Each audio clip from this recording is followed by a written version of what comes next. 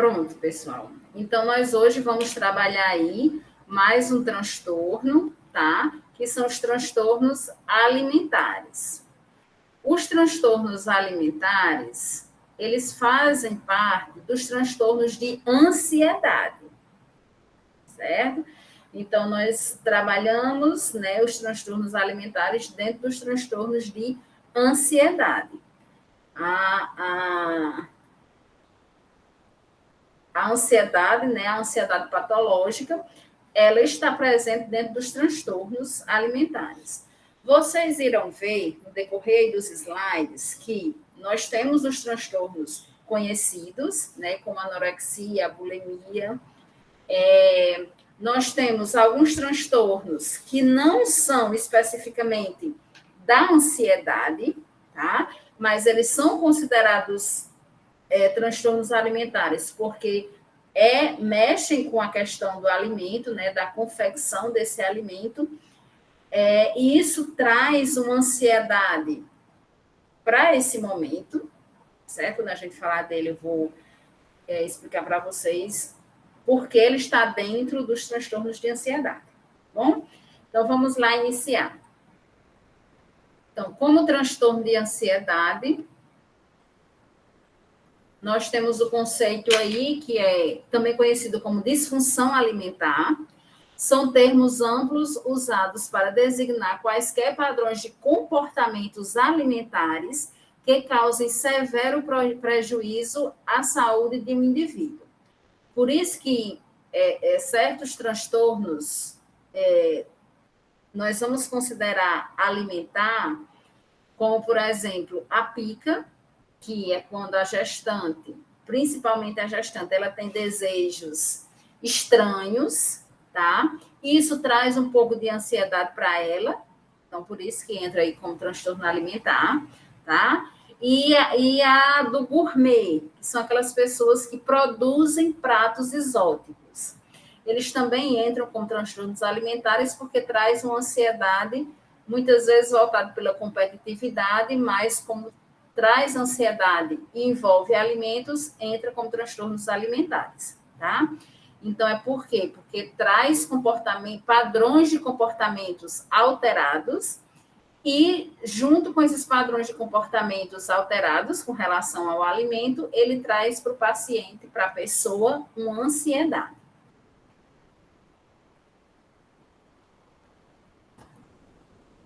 Os fatores de risco para os transtornos alimentares são mulheres, adolescentes, pessoas ligadas ao esporte e mundo artístico e às mídias, né?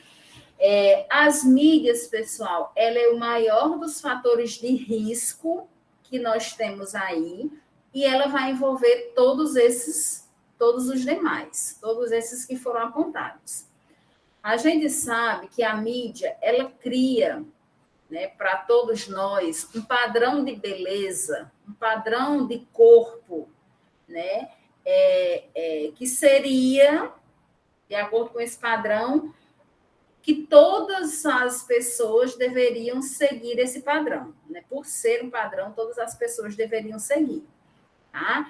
Então, a mídia, ela traz isso, né? Corpos perfeitos, corpos sarados, né? E isso seria o padrão para todo mundo. Só que não são todas as pessoas, né? A grande maioria das pessoas não conseguem chegar a esse padrão de beleza que a mídia tenta impor para todos nós, tá? E daí vem a questão do nosso psicológico. O nosso psicológico, ele tem que ser saudável o suficiente para que nós possamos viver bem sem ter que seguir esse padrão de beleza, né? Nós nos aceitarmos, nós vivermos bem com o nosso corpo, né? Termos qualidade de vida. A qualidade de vida, ela vem de uma boa alimentação e exercícios físicos, que a gente pode ter esse hábito de qualidade de vida para nosso bem-estar, para nossa própria saúde, não para nós estarmos seguindo padrões que a mídia, que uma revista, que uma televisão está nos impondo, que todos nós temos que seguir, tá? Então, entra aí como os determinantes a questão psicológica. O psicológico ele tem que estar saudável para que o corpo crie hábitos saudáveis, ok? Nós, mulheres, e os adolescentes, principalmente, eles são mais atingidos com relação a essas mídias, né? Os adolescentes, porque mesmo já tendo aí o ego formado, muitas vezes eles ainda são manipulados por determinadas pessoas ou a própria mídia, tá? Nós, mulheres, que muitas vezes a sociedade nos cobra, né? Esse padrão de beleza, muitas vezes nós também acabamos nos cobrando porque somos cobrados. Então, nós temos, repetindo mais uma vez, que ter um psicológico muito saudável para aceitarmos como nós somos, tá? Veja que o fato de ter uma alimentação saudável, o fato de praticar atividades físicas, não quer dizer que eu queira chegar a esse padrão de beleza que a mídia está impondo. Mas eu posso fazer tudo isso no sentido de ser saudável.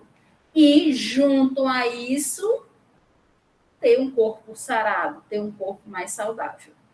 Tá? Chegar a alguns parâmetros aí. Mas veja que a gente não pode ter esse objetivo. Certo? Então, nós temos que observar muito a questão dos adolescentes, tá? Nós temos que orientar os pais a observarem os seus adolescentes com relação a essa alimentação, tá? Essa alimentação está saudável, essa alimentação está balanceada, essa pessoa está comendo muito escondido, essa pessoa está ficando magra, visivelmente, né, no tempo rápido, tá? Então, tem que ser visto isso dentro de casa. Tá? Então, os pais eles devem ser orientados com relação a isso. E as pessoas ligadas ao esporte e ao mundo artístico, né, que eles também cultuam essa questão do corpo sarado, né? A mídia impõe com que eles façam isso, certo? Para que eles sejam aceitos nesse mundo, né, nesse mundo de glamour, tá? Mas o psicológico, muitas vezes, ele vai regrando essa questão de eu quero esse padrão, eu tenho que ter esse padrão, ou eu não preciso ter esse padrão. Posso viver bem como eu sou. Ok? Então, temos que cuidar aí com relação a esses fatores de risco. As possíveis causas com relação aos transtornos alimentares, eles vêm com relação aos fatores de risco, né? A questão dos aspectos culturais, né? A mídia, né, culturalmente impõe isso para nós, né? A questão aí dos neurotransmissores, principalmente a serotonina, ele pode fazer com que o meu estado de ansiedade venha a interferir na minha alimentação. Então, eu posso comer compulsivo, porque estou num estado de ansiedade, estou numa crise de ansiedade, daí eu vou comer muito, tá? Ou, ao contrário, eu posso não comer nada, porque a minha ansiedade está me impedindo de me alimentar. Aí vem o processo psicológico, como eu já falei para vocês, né? Nós não temos que estar envolvidos psicologicamente nesse padrão de beleza que a mídia está nos impondo, e a questão da família, né? A família, ela vai ajudar, ela vai dar um suporte, ela pode ser a primeira a observar que a pessoa está com comportamentos estranhos com relação à sua própria alimentação.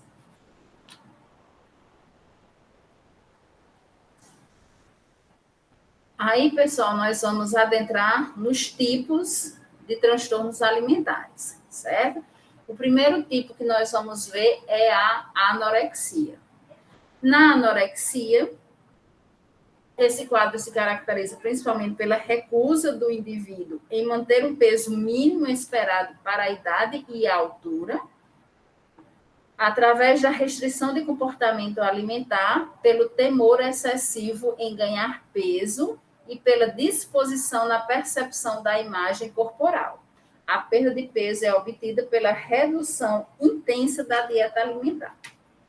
Então, na anorexia, existe a questão da autoimagem deformada.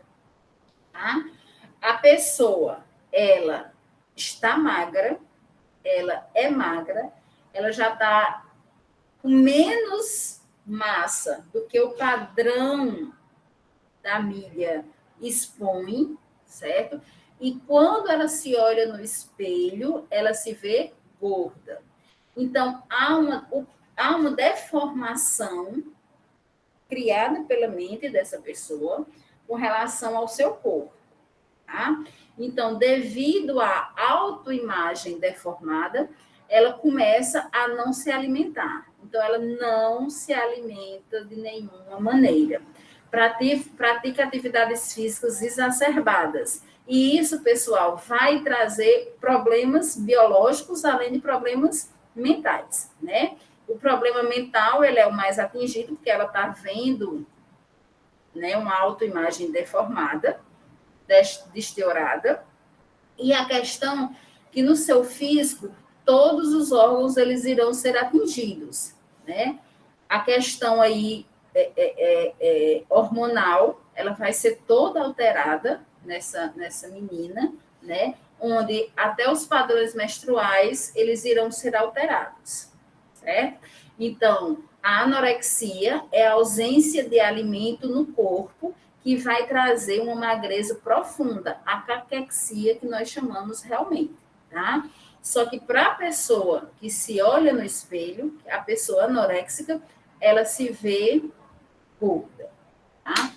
Deformação aí da autoimagem. E daí nós temos a bulimia. A bulimia, tá? Ao contrário da anorexia, a pessoa se alimenta. Ela vai apresentar compulsões alimentares. Só que, com essas compulsões alimentares, elas irão causar uma culpa, uma sensação de culpa por ter comido. E daí vão fazer uso de laxantes, vão induzir o vômito, tá? Vão usar diuréticos para que esse alimento que foi consumido com excesso seja retirado, né? Seja eliminado do corpo, tá?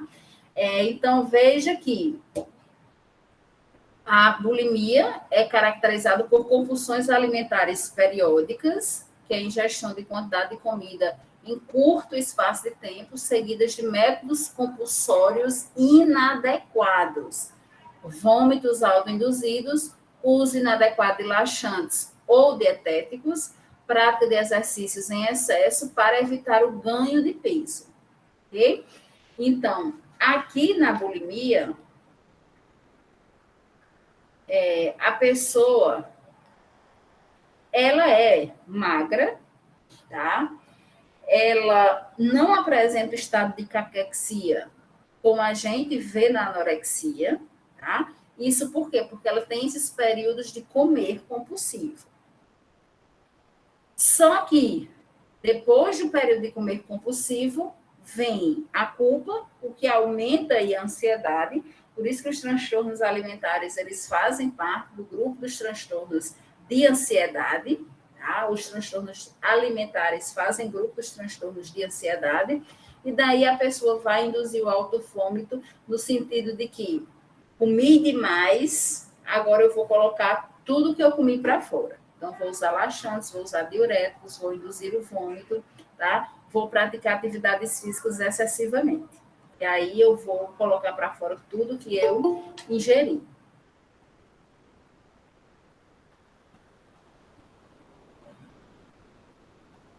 Daí, pessoal, outro transtorno que nós temos, outro transtorno alimentar que nós temos, é o transtorno do comer compulsivo. Aqui é aquela pessoa que come com os olhos, tá?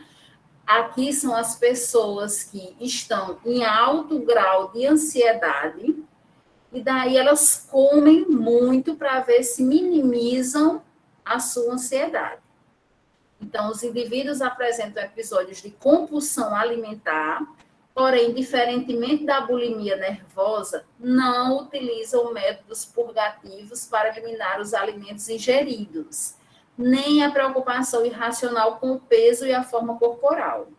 As pessoas perdem o controle durante os frequentes ataques de comer compulsivamente e só conseguem parar de comer quando se sentem fisicamente desconfortáveis, tá? Aqui, pessoal, eles já saciaram, eles comeram, porque estavam com fome.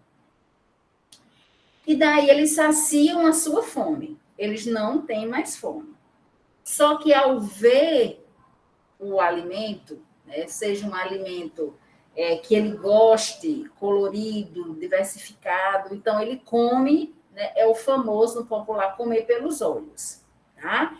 E daí eles se sentem exaustivamente cheios, certo? E aqui, ao contrário da bulimia e da anorexia, que nós já vimos, não há uma procura pela o padrão de beleza, né? Pelo corpo perfeito.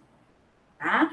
Por isso que não há o uso, né, de laxantes, nem há um sentimento de culpa, nem há exercícios físicos exagerados, tá? O exagero aqui é em comer.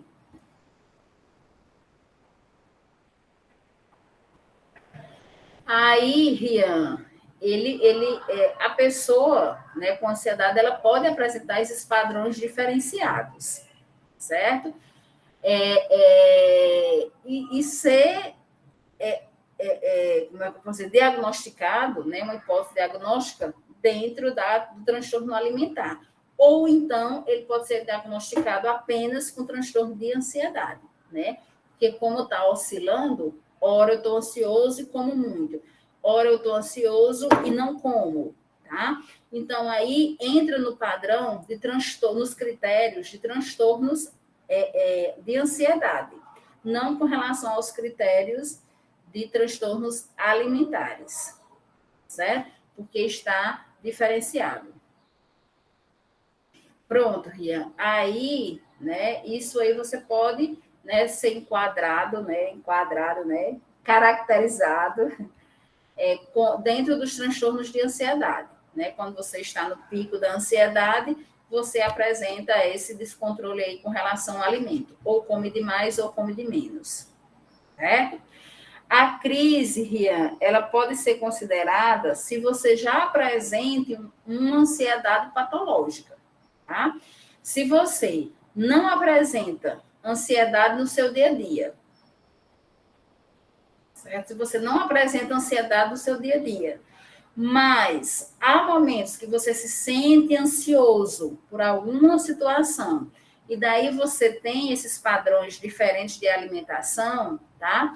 Isso pode ser momentos de ansiedade, não chega a ser realmente uma crise, certo? A crise, ela é mais, como é que eu posso dizer, intitulada, conceituada, quando eu já tenho o diagnóstico, né, fechado, ou a hipótese diagnóstica de um determinado transtorno, e daí a crise acontece, tá certo? Por exemplo, quando eu já tenho transtorno de ansiedade, quando eu já sou ansiosa diariamente, e daí, durante a crise, a minha ansiedade aumenta bem mais.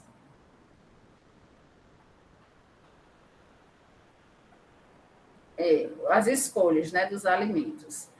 Vai de cada um, Lavinha, porque essa questão que a gente estava falando, né?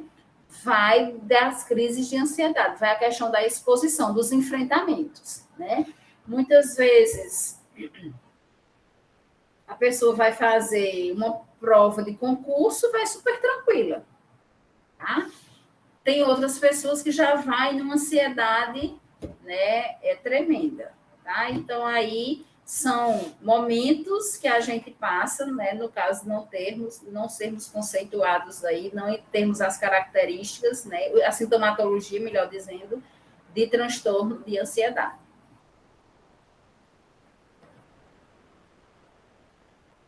Daí nós temos a obesidade. A obesidade, ela também entra como transtorno de ansiedade ou como transtorno alimentar aí, tá certo? Sabe-se atualmente que algumas pessoas possuem mais facilidade para acumular gordura do que outras. Essa informação envolve aspectos metabólicos, genéticos, culturais e comportamentais, destacando-se assim a antiga ideia de que o obeso era uma pessoa gulosa, desprovida de controle e de vontade de cuidar de si própria. Certas doenças endócrinas, como hipotireoidismo ou outros desequilíbrios hormonais, podem colocar o indivíduo sob uma maior propensão de tornar-se obeso. Porém, estes casos entram aí nos 2% do total dos transtornos alimentares. Tá? Então, pessoal, a obesidade, ela vem pelo fato, né, de comer exageradamente, né, como, por exemplo, uma pessoa com transtorno compulsivo, né, de comer compulsivamente, ela pode se tornar obeso por esse fato, de comer demais. Só que ligado a esse fato, tem outras, né, intervenções que ajudam essa questão da obesidade, né? Como a própria questão metabólica, o metabolismo lento, ele faz com que a pessoa acumule muito alimento, tá? E daí, quando ele se alimenta mais porque está com crises de ansiedade, então o metabolismo, ele, quanto mais cheio, ele vai ficar mais lento. E a pessoa se tornando aí obesa, né? A própria questão genética, tá? E a questão comportamental, ela vai do fato da pessoa comer demais, tá? Entra aí também a frase comer pelos olhos, não comer só pela fome, ok?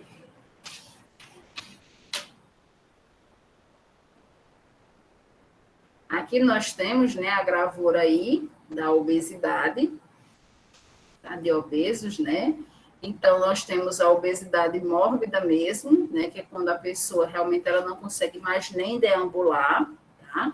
Que já, né, a obesidade em si já traz malefícios para a pessoa, né, para o obeso, certo? E realmente a redução bariátrica é a melhor saída para essas pessoas obesas, né? E daí nós temos a vigorexia. A vigorexia, pessoal, né, ela vem pela questão dos corpos culturais, certo? Apesar de não estar caracterizado como um quadro de transtorno alimentar, mas como uma patologia obsessiva, compulsiva pelo corpo escultural, né? A vigorexia se encaixa pela obsessão por músculos, pela compulsão aos exercícios e pelo consumo de substâncias que prometem o aumento da massa muscular, que no caso é os anabolizantes. Está passando aqui fazendo barulho. Estou aqui na faculdade, pessoal. E daí, nós temos aqui os exemplos, né, da vigorexia, certo? A vigorexia, pessoal, ela adentra com transtorno alimentar, como o próprio slide falou, não pela questão dessa pessoa comer demais, mas pela questão do comportamento com relação ao seu corpo, tá? Então, aqui eles cultuam, né, esses corpos, a questão da massa muscular, realmente, a questão dessa estética, né, inclusive, eles trazem padrões dentro, né, desse corpo, do corpo escultural, e eles fazem até torneios, né, com relação à exposição do seu próprio corpo, tá? Então, eles ganham medalhas, uma competição, né, com relação à escultura do corpo, ok? Isso como traz ansiedade e como modifica o corpo e a alimentação, adentra nos transtornos alimentares.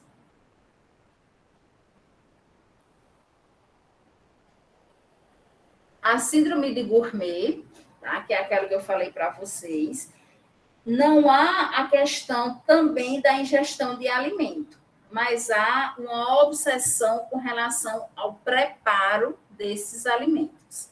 Então, os indivíduos que apresentam esse quadro estão insistentemente preocupados na preparação, compra, apresentação e ingestão de pratos específicos e ou exóticos, colocando em segundo plano suas relações sociais, familiares e ocupacionais.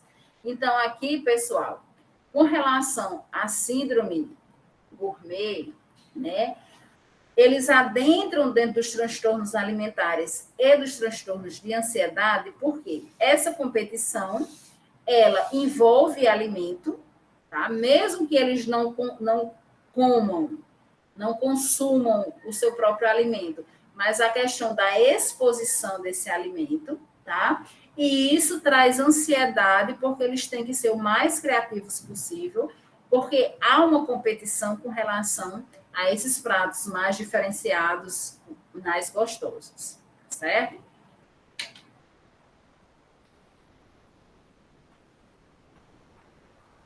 Temos aí o transtorno alimentar noturno, caracteriza-se pelo comportamento alimentar durante a noite, mesmo que a pessoa continue dormindo, não se lembra de nada ao despertar.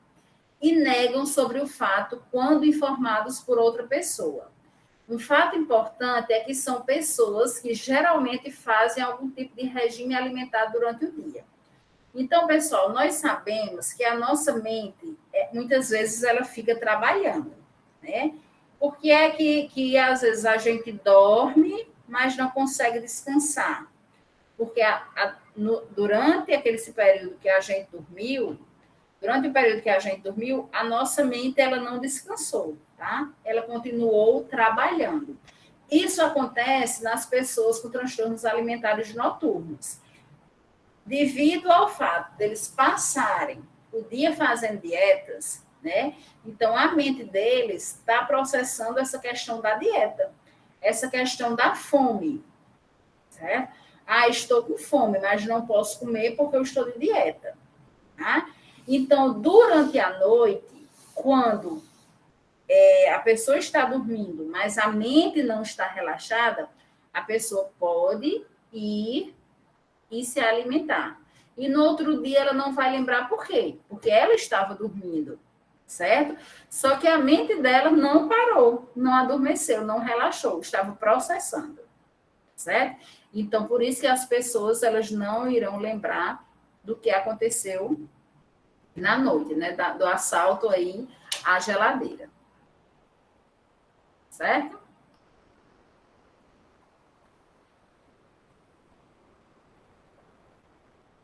Daí nós temos o outro transtorno, que é o transtorno de pica. É um transtorno que se caracteriza pela ingestão de substâncias não comestíveis, como sabonete, tijolo, argila, cascas de pintura, gesso, giz, cinzas de cigarro, terra.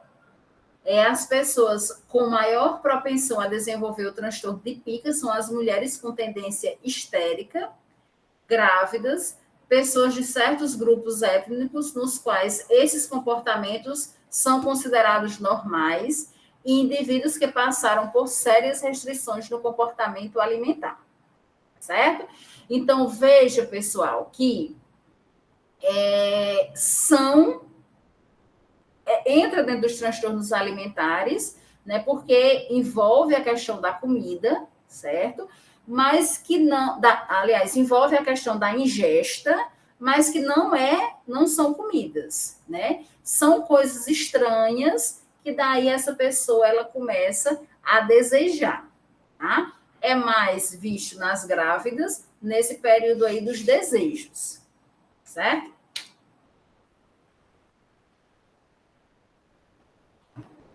Então, aqui nós temos, né? E o tratamento, pessoal? Restaurar o comportamento alimentar adequado. Restabelecer o peso considerado normal para a idade e a altura do indivíduo. E uma equipe multiprofissional, tá?